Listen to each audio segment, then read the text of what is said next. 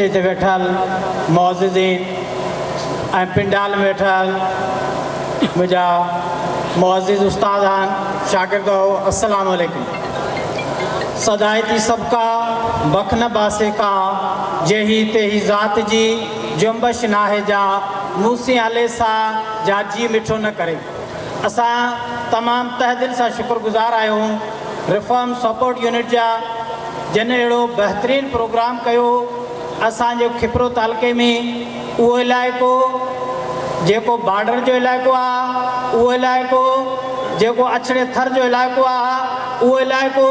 जंहिंजी तालीम ईअं सम्झो त न हुअण जे बराबरि आहे, उहो उन इलाइक़े में इन्हनि अहिड़ो हिकिड़ो बहितरीनु प्रोग्राम कयो। असां इन्हनि खे जस ॾियूं था। जेसि ताईं असांजी तालीम जो आहे त हींअर जेके नौजवान उस्ताद आया आहिनि उन्हनि जी काविशनि सां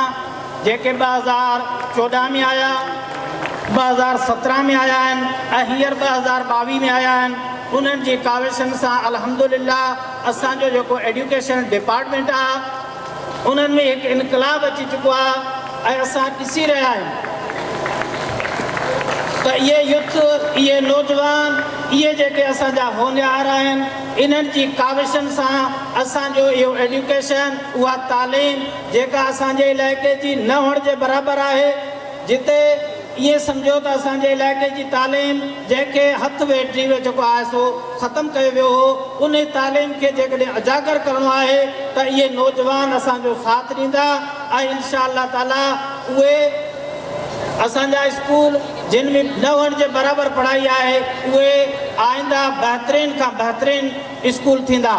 जेसि ताईं साईं वसाण साहिबु जेको आहे सो हिते कुझु देरि अॻु में ॿुधायो पिए त असांजा उहे जेके प्राइवेट जा स्कूल आहिनि जिन में सिंधी पढ़नि बि नथो अचे, असां बिल्कुलु चवंदासीं त प्राइवेट स्कूलनि में सिर्फ़ु रटा फैक्टर ॾिनो थो वञे, पर असांजा जेके गवर्नमेंट जा स्कूल आहिनि उन्हनि में जेके आइडियाज़ आहिनि उहे क्लियर कराए था वञनि, ॿारनि खे कॉन्सेप्ट क्लियर कराए थो वञे। असीं हिकु दफ़ो वरी बि अव्हांखे माइटनि खे इन्हनि पेरेंट्स खे असां इहो चवंदासीं त ख़ुदारा अचो गवर्नमेंट जे स्कूलनि में पंहिंजे औलाद खे छॾो ऐं हाणे जेको असांजो हीउ शऊर आयो आहे, नौजवान आया आहिनि, इहे मालिकी करण वारा आहिनि ऐं असांजा गवर्नमेंट जा इदारा इंशा अल्लाह ताला बहितरीन खां बहितरीन जेके आहिनि से मुस्तक़बिल जा महिमार अव्हांखे ॾींदा। त आउं वधीक जेको आहे सो टाइम नथो वठणु चाहियां। ऐं शुक्रगुज़ार आहियां रिफॉर्म सपोर्ट वारनि जो त उन्हनि अहिड़ो प्रोग्राम कयो, साईं मोहम्मद जुबन कुंबर साहिब जो ऐं ॿिया जेके बि आहिनि उन्हनि सभिनी जो थैंक यू, शुक्रिया। मज़ीद ख़बरनि ऐं तफ़सीलात लाइ विज़िट कयो असांजी वेबसाइट www.awamiNewsHD.com ऐं ॾिसंदा रहो अवामी न्यूज़ HD।